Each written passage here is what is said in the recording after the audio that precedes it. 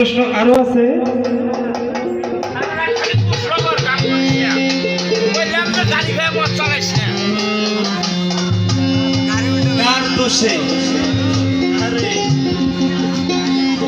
এখন তো গোপন করতে হাত দেওয়া লাগে। কার দোষে আদমকে বেহেশত থেকে বের করে দেওয়া হয়েছিল? আমার চাইতে আপনারাই তো ভালো জানেন। বলেন এখন হায় হায় হায় হায় হায় হায় এখন আমি কি করি?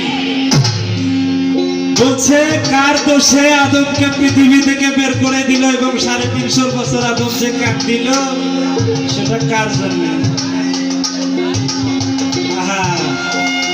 শোনেন,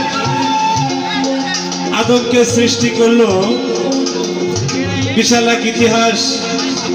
সৃষ্টি করে আদম বাপ দাদার পৈতৃক সম্পত্তি আমরা বেহেশতে থাকার কথা। এই নারী হচ্ছে শয়তানের বাহক। বলেন তো কোন নারী? কোন নারী? হ্যাঁ, ওই এলাকার লোক নারী না, এই নারী। এখানে যারা মা বোনেরা আছেন রাগ করবেন না, এই নারী, এই নারী। আমরা সুন্দরভাবে বেহেশতে থাকতাম, আমাদের কোনো কিছুই করা লাগতো না, কোনো কষ্টই হইতো না।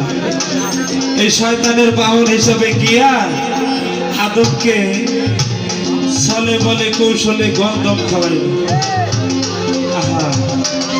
এই গন্ধম খাওয়ার সাথে সাথে আদম ছিল ঘুমে, ঘুম অবস্থা মুখে ঢেলে দিছে গন্ধমের রস।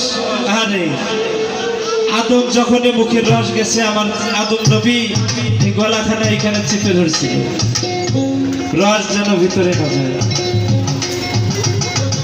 দেখেন প্রত্যেকের এই জায়গায় একটা করে হলকুম আছে, এটা সেইখানকার চিহ্ন। এত ছলনাময়ী এই নারী। শুধু তাই না, আপনারা জানেন পুরুষকে ধ্বংস করার অস্ত্র হচ্ছে এই নারী। উজায়ের নামে একজন নবী, ওই সময়ের মুশরিক কাফের বেদিন যারা ছিল ওই নবীর সাথে পারে না। শত চেষ্টা করেও মারার চেষ্টা করে, কিন্তু মারতে পারে না। ওই রাজ্যের যিনি বাদশাহ ঘোষণা দিয়ে দিলেন কিভাবে উজায়ের নবী মারা যাবে। যদি এই মন্ত্র কেউ জানে তাহলে আমি তাকে অর্ধেক রাজ্য দিয়ে দেব। একজন ছলনাময়ী লোক, মানে ওই যে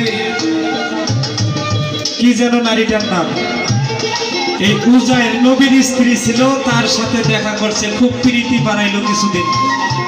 প্রীতি খাতির জমায়া জিজ্ঞাসা করলো, বোন রে বোন, জানেন তো নারীদের কি যে ছলাকলা, 16 কলা ওদের পূর্ণ আছে। ছলনা দিয়া ওই বোনকে বলতেছে, বোন রে বোন, কি কই দুঃখের কথা, এই রাজা ঘোষণা দিছে যদি তোমার স্বামী মারার মন্ত্রটা বলতে পারো অর্ধেক রাজ্য দিয়ে দেবে। এত লোক নারী লোভের জ্বালায় ওই নারীকে কয়ে দিছে যে আমার নারীর শরীরের পৃষ্ঠে কয়েকটা পশম আছে, তাকে যখন ওই পশম দিয়ে পেঁচ দিবে, ওইখানে উজায়ের নবী মারা গেলে আর বাঁচবে না। রাজ্যের লোভে এই নারী তার স্বামীকেও মারতে দ্বিধা করে।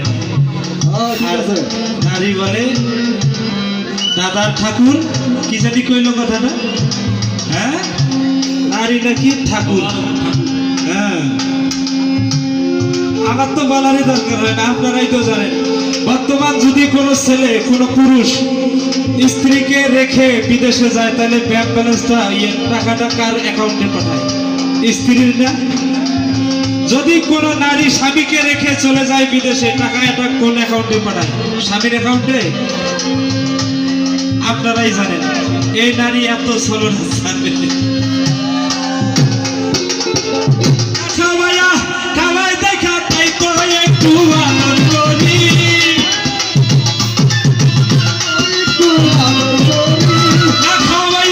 খাওয়াই দেখা তাই তো একটু আদর করি।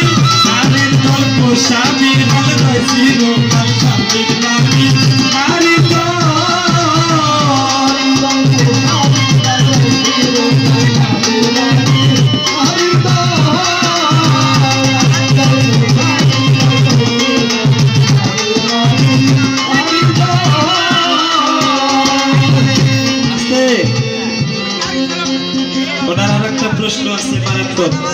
আচ্ছা আমি উত্তর দিছি, আপনারা কি মনে রাখছেন?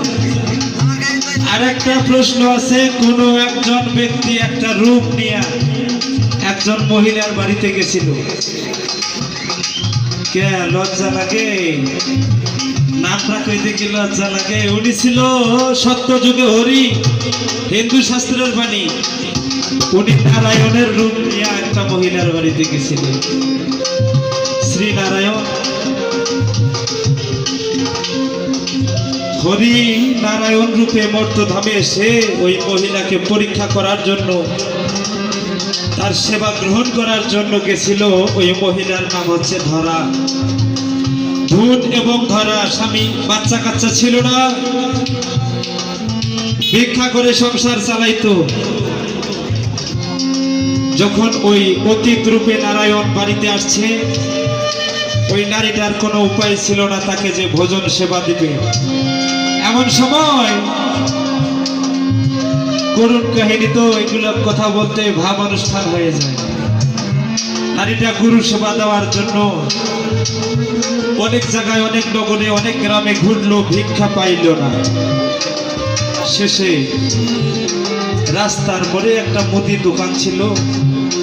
ওই দোকানদারকে বলছে, দাদা তুমি আজকার দিনে আমাকে সওদা কিছু দাও, আমি এই সওদার যা দাম হয় আমি দ্বিগুণ দাম তোমাকে দিয়ে দেবো। ওই দোকানদার বলেছিল, না রে বোন, আমি তোমাকে সওদা দিতে পারি, তবে আমি নগদ কোনো কিছুর বিনিময়ে আমি বাকিতে বিক্রি করি না। তখন ওই দাদাকে বলল, দাদা তোমার ইচ্ছা, তুমি যা চাইবে তা, আমার কাছে অর্থ নাই, কোনো করি নাই, কি দিব তোমাকে? বলে ঠিক আছে, তুমি তোমার চাওয়া তোমাকে দেব। আমার চাওয়া ছোট, যদি তুমি আমাকে, তুমি তোমার বাম স্তরটা কেটে দিতে পারো, তাহলে তুমি যা চাইবে আমি তাই নেব, বিনিময়ে কোনো কিছু চাইবো না। বাম স্তর কেটে একজন নারী গুরুকে সেবা দিয়েছিল। বলেন তো এখানে গুরুর মূল্য বেশি না নারীর মূল্য বেশি? হায় হায় হায়, পালা গাইব কি রে? খবর আছে আজকে? ও বড় ভাবলা গাইয়া দিল মনে রে, বড় ভাবলা গাইয়া দিল মনে রে, বড় ভাবলা গাইয়া দিল মনে। ও বড় ভাবলা গাইয়া দিল মনে রে, বড় ভাবলা গাইয়া দিল মনে রে, বড় ভাবলা গাইয়া দিল মনে। এইভাবে প্রশ্ন করে, প্রশ্ন ভুলি নাই, ধীরে ধীরে তাহার কথার জবাব দিতে চাই। সেইভাবে প্রশ্ন করি, প্রশ্ন ভুলি নাই, ধীরে ধীরে তাহার কথার জবাব দিলাম তাই। আমি বলবো কথা ধীরে ধীরে,